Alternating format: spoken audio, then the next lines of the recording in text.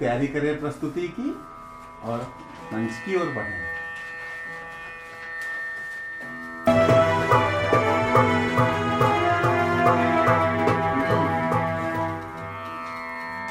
प्रणाम स्वीकार करें मुनिवर। सदा स्नेही बने रहें।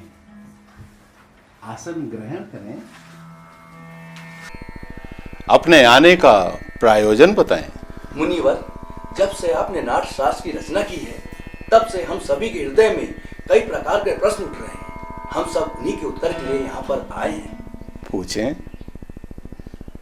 संकोच न करें। गुरुदेव, नाट्य शास्त्र की रचना किसने की है तथा इसके उद्देश्य क्या? बहुत अच्छा प्रश्न है। यह केवल नाट्य को ही समझने के लिए नहीं वरन जीवन के सार को समझने के लिए भी आवश्यक है।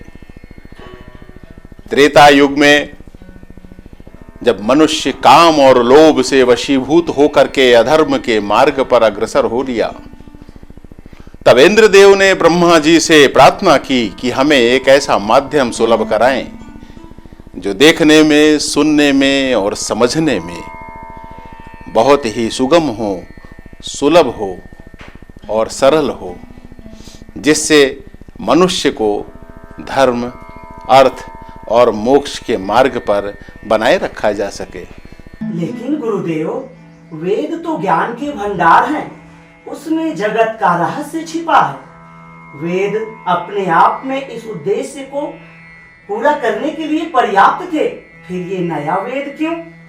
इसलिए वेदों में समस्त ज्ञान है, उसको बहुत सरल भाषा में सुगमता से मनुष्यों के लिए प्रस्तुत किया जा सके, जिससे कि वे धर्म के मार्ग पर बने रहें और उससे नित्य नई चीजें ग्राह्य करके अपने जीवन को सफल बनाएं। इसी उद्देश्य से ब्रह्मा जी ने नाट्य शास्त्र की रचना की, जिसमें सभी वेदों के तत्वों को मिलाया गया। और वेदों के तत्व वे क्या है गुरुदेव?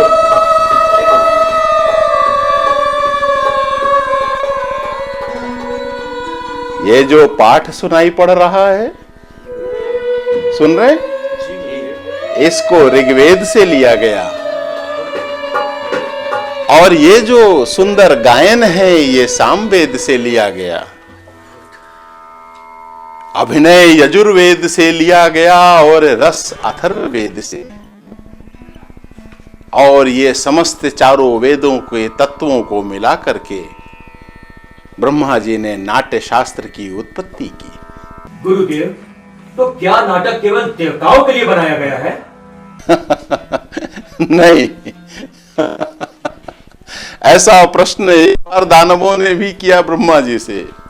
ब्रह्मा जी ने कहा कि ये नाट्य शास्त्र, ये नाट्य की प्रस्तुतियां समस्त देवताओं, समस्त दानवों और समस्त मनुष्यों के सभी शुभ और अशुभ क्रियाकलापों को दर्शाने के लिए हैं। जो दर्शक होते हैं उनको दुख, थकान और शोक से मुक्ति मिलती है। याद रहे, इस पृथ्वी पर कोई ऐसा ज्ञान नहीं, कोई भी ऐसा शिल्प नहीं, कोई भी ऐसा शास्त्र नहीं और कोई भी ऐसा कार्य नहीं जो कि नाट्य शास्त्र में न समाहित हो। अद्भुत, समस्त सृष्टि का समावेश, लौकिक अलौकिक बहुधर्मी सारे प्राणियों के भावों की प्रतिनिधि कला। आप इसको कह सकते हैं कि नाट्य शास्त्र सभी कलाओं का उद्गम है, या ऐसे भी कह सकते हैं कि सभी कलाओं का संगम। बहुत सुंदर। मुनिवर, नाट्य एक अद्भुत कला है और यह उसी प्रकार प्रतीत होती है जैसे जीवन के लिए सांस लेना जरूरी है। तो फिर ये हमारा समाज इसको गंभीरता से क्यों नहीं लेता? नाट्य कर्म को अनावश्यक क्यों समझा जाता है? यदा कदा ऐसा होता है, कुछ कालखंड भी ऐसे होते हैं जब ऐसा होता है। याद रहे, हम कलाकार हैं, हम रचनाकार हैं, हम नीति नियंता नहीं हैं।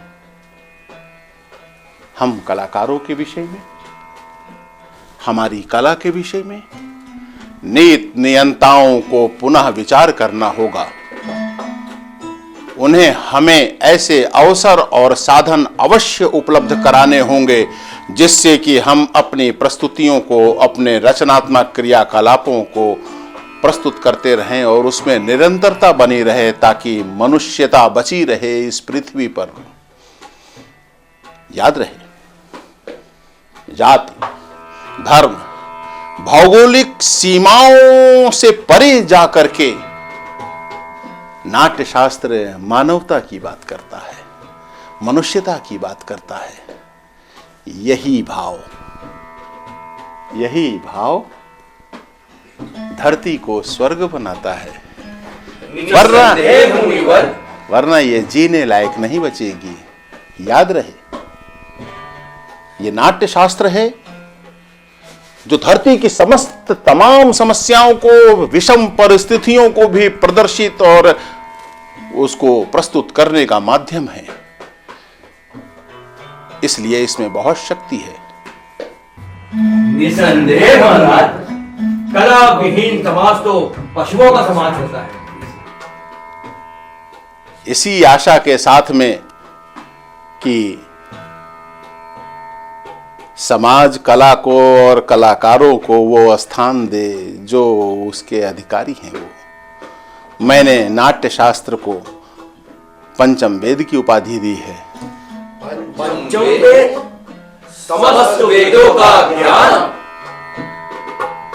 ऋषिगण, मेरे रंगकर्मी पुत्र और पुत्रियां अपनी नवीन प्रस्तुति के साथ में आपका स्वागत करने के लिए आतुर हैं। आइए प्रस्तुति का आनंद लेते हैं। जो आज्ञा हो गया।